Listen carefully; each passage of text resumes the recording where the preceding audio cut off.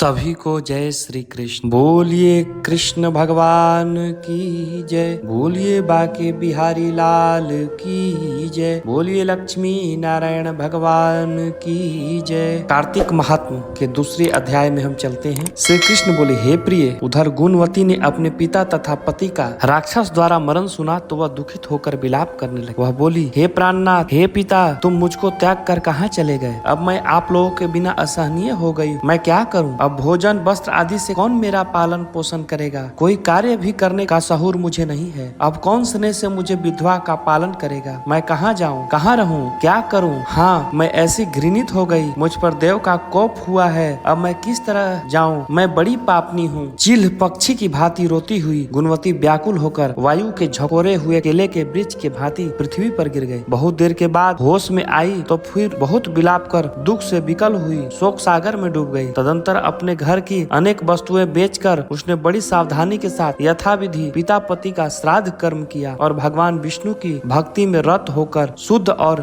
शांत भाव से इंद्रियों को वश में करके उसी पुरी में रहने लगी। जन्म से मरण पर्यंत वह एकादशी तथा कार्तिक के व्रत को विधिवत करती रही। हे प्रिय, ये दोनों व्रत यह व्रत मुक्ति, भक्ति अथवा पुत्र संपत्ति देने वाला और मुझको अत्यंत प्रिय है। जो मनुष्य तुला की संक्रांति पर सूर्य के आने पर कार्तिक मास में सवेरे समय स्नान करते हैं, वे यदि बड़े से बड़े पापी हों तो भी मुक्त होकर पूज्य माने जाते हैं। जो लोग कार्तिक में स्नान, जागरण, दीपदान तथा तुलसी वृक्ष की रक्षा करते हैं, वे विष्णु के समान पूज्य माने जाते हैं। जो प्राणी कार्तिक में भगवान विष्णु के मंदिर की सफाई और भगवान का पूजन करते हैं, वे प्राणी जीवित जीते ही मुक्त हो जाते हैं। जो प्राणी कार्तिक के 3 दिन भी नियम पालन करते हैं, वे देवताओं के भी पूज्य माने जाते हैं। तब भला जिन्होंने जन्म भर व्रत किया है उनका क्या कहना। इस तरह गुणवती मन लगाकर प्रतिवर्ष कार्तिक का व्रत और भक्ति पूर्वक विष्णु भगवान की आराधना करती रही। एक समय की बात है, गुणवती रोग के कारण दुबली और ज्वर से पीड़ित थी। इस दशा में धीरे धीरे गंगा स्नान को गई। वह जल में स्नान करने को उतरी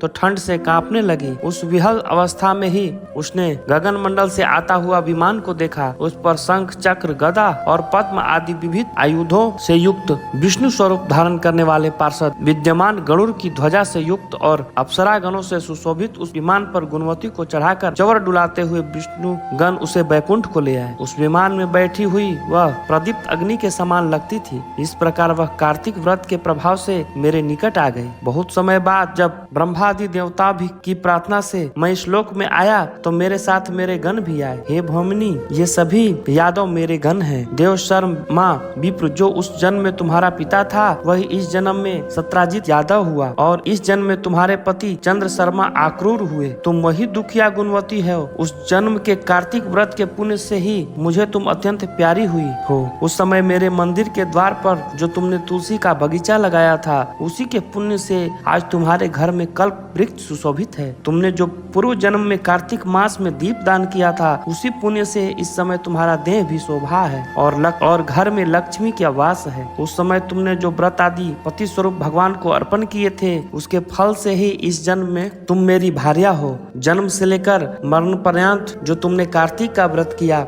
इसी से कभी भी मेरा तुम्हारा वियोग नहीं होगा। इस तरह जो मनुष्य नियम से कार्तिक मास भर व्रत करेंगे, वे सब मेरे ही पास रहेंगे और तुम्हारे समान प्रिय होंगे। नाना प्रकार के यज्ञ, दान, व्रत तथा तप करने वाले प्राणी जो फल प्राप्त होता है, वह कार्तिक व्रत का षोडशांश भी नहीं होता। अपने पूर्व जन्म के पुण्य के प्रभाव का वृतांत सुनकर सत्यभामा बहुत प्रसन्न हुई और संसार के आदि कारण स्वरूप भगवान श्री कृष्ण चंद्र को प्रणाम करके बोली, कार्तिक महात्म्य। बोलिए श्री कृष्ण भगवान की जय। दूसरा अध्याय समाप्त हुआ। बोलिए श्री कृष्ण भगवान की जय।